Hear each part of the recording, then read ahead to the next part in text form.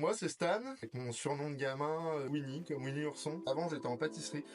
Et donc, je faisais des roses en sucre, en enzymes, en chocolat. Et je me suis dit, bon, je vais essayer avec un bout de tôle. Donc, j'ai fait la rose qui est là.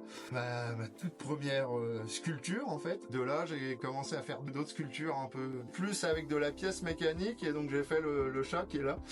Et à force, j'ai voulu donner un peu plus de finesse, d'avoir des courbes un peu plus précises. Donc, par exemple, la girafe, j'ai pris une photo, j'ai tout mesuré. Je me suis fait un croquis approximatif et j'ai retranscrit toutes mes cotes. J'ai commencé à faire la tête sur l'établi en prenant les cotes que j'avais sur mon dessin.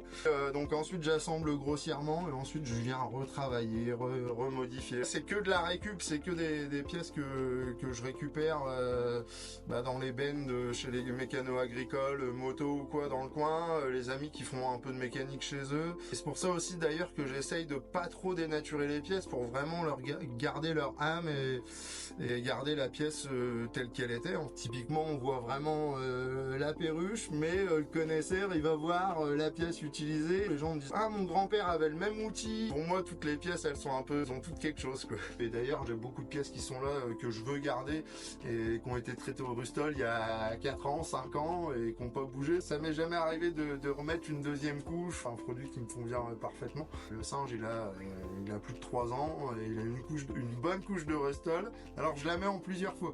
Je mets une bonne couche, ensuite je la chiffonne et je laisse sécher pendant 3-4 jours, je remets une bonne couche, je rechiffonne et la pièce elle bouge pas.